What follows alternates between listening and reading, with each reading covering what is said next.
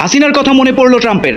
বাংলাদেশ নিয়ে নতুন বার্তা। সরকারিভাবে স্বীকার না করলেও অনেকেরই ধারণা বাংলাদেশে শেখ হাসিনা সরকারকে উচ্ছেদ করা হয়েছে যুক্তরাষ্ট্রের সুনির্দিষ্ট পরিকল্পনা অনুসারে। বাংলাদেশের সরকার পতন হুট করেই কিছু হয়নি, বরং সেটি মেটিকুলাসলি ডিজাইন করা ছিল। ক্লিন্টন গ্লোবাল ইনিশিয়েটিভ প্রোগ্রামে গিয়ে ডক্টর ইউনুস সেটিও স্বীকার করেছেন। It's not just suddenly came, it's not like that. July আগস্টে ছাত্রদের উপর হামলার ঘটনায় সরকার পতন ঘটানো হয়েছে। এতদিন জনগণ এমনটা জেনে আসলেও সাম্প্রতিক সময়ে আসিফ মাহমুদ সজীব ভুঁইয়ার বইয়ের মোড়ক উন্মোচনে এসে মোহাম্মদ নাহিদ ইসলাম স্বীকার করলেন 2023 সালের 4 অক্টোবর গণতান্ত্রিক ছাত্রশক্তির ব্যানারে প্রতিষ্ঠিত সংগঠন তথা মোহাম্মদ নাহিদ ইসলাম, আসিফ মাহমুদ সজীব ভুঁইয়া, আখতার হোসেনদের গড়া দলটি বিগত 6-7 বছর ধরে সরকার পতনের ছক কষে আসছিল। দূরে থাকা ওবায়দুল কাদের হঠাৎ করে একটা লারা দিয়েছে। তো কেউ কেউ বলছেন যে এই লারাটার আসলে কারণ কি? কোনো গ্রিন সিগন্যাল, অথবা রাজনীতিতে আবারও ফিরে আসার ইচ্ছা, অথবা আওয়ামী লীগকে পুনর্গঠিত করার ইচ্ছা? না, বাংলাদেশে বড় ধরনের কি কোনো ঘটনা ঘটতে চলেছে? বাংলাদেশ সরকার কি বাংলাদেশের যে 3 বাহিনী, সেই 3 বাহিনী প্রধানকে সরিয়ে দিচ্ছেন, 3 বাহিনী প্রধানের পরিবর্তন করতে চাইছে প্রফেসর ইউনূস সরকার? হচ্ছে নতুন দল গঠন নিয়ে ব্যস্ত। আপনি দেখেন সার্জিস আলম আজকে 200 গাড়ি নিয়ে পঞ্চগড় যায় ও নতুন দলের পরিচিতি পাওয়ার জন্য, কিন্তু এই সার্জিস আলমেরই 10 মিনিট সময় হয় না ওনার আহত ভাইদেরকে দেখাশোনার জন্য, অথচ আমাদের রক্তের উপর পাড়া দিয়েই ওদের আজকে এই অবস্থা। কিলিয়ে গেছিলাম রাস্তায় আর কিলিয়ে গুলি খাইছিলাম, তারা আমাদের থেকে ভালো ফ্যামিলির সন্তানও না, কিন্তু তারা বিলাসিতা দেখলে মনে হয় বিষ খেয়ে মরে যায়। সরকার সবাইকে ঈদের শুভেচ্ছা, ঈদ মোবারক। বরাবরের মতো নতুন একটা সংবাদে আপনাদের স্বাগতম। বর্তমানে বাংলাদেশে যে রাজনৈতিক পরিস্থিতি সৃষ্টি হয়েছে তারই আলোকে বেশ কয়েকটি গুরুত্বপূর্ণ ভিডিও আপনারা দেখতে পারবেন, যার কিছুটা অংশবিশেষ ভিডিওর শুরুতে দেখানো হয়েছে।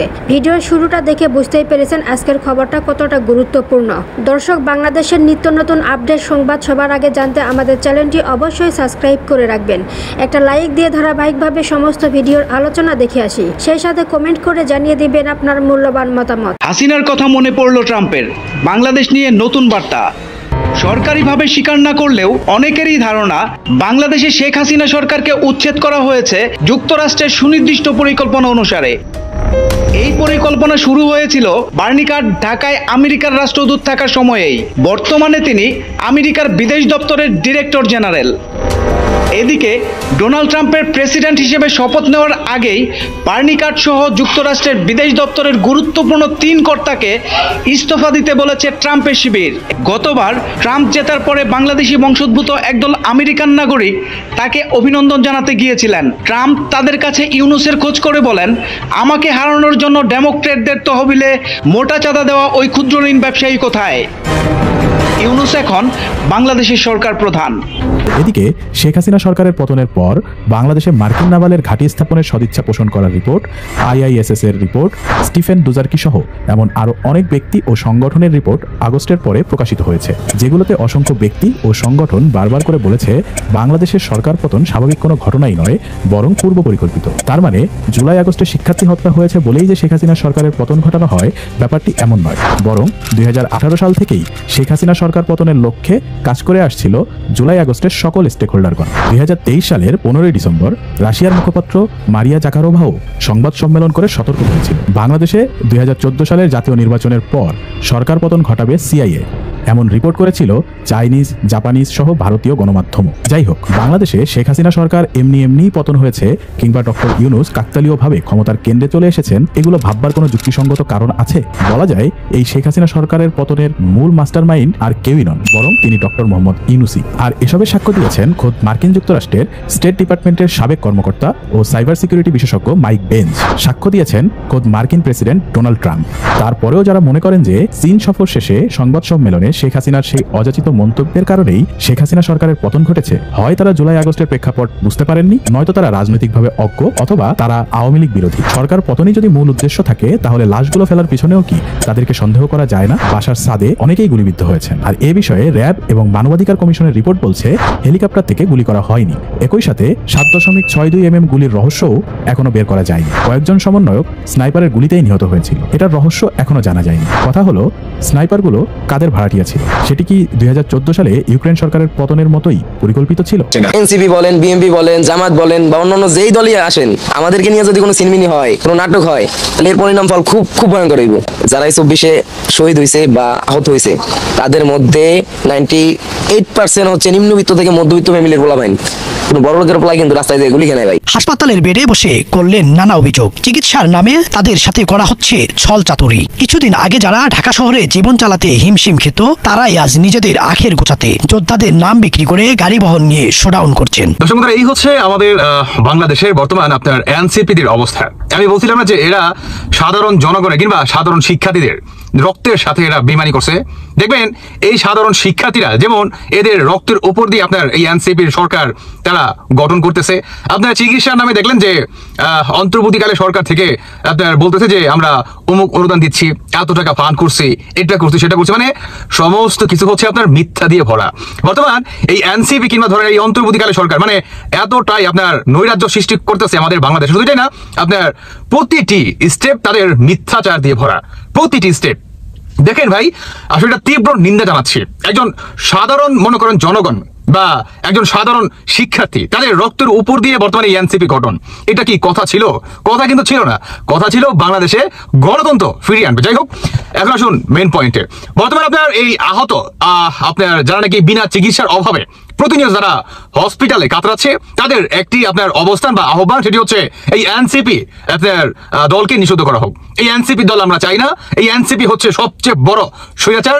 আমরা শেখ হাসিনার এগেনস্টে যে আন্দোলন করছি, সেই আন্দোলন এখন আমরা মনে করি যে সমস্ত ক্ষেত্রেই আমাদের ভুল ছিল। এই এনসিপি বা সমন্বয়কদের কথায় আমাদের রাজপথে নামাটা উচিত হয়নি, বা এদের যেই অন্তর্চক্ষুর আড়ালে মানে জনগণের আপনার অন্তর্চক্ষুর আড়ালে যেই অবস্থান বা এদের যেই ক্যারেক্টার, এটি হচ্ছে সম্পূর্ণ তারা লুকায় রাখছিল।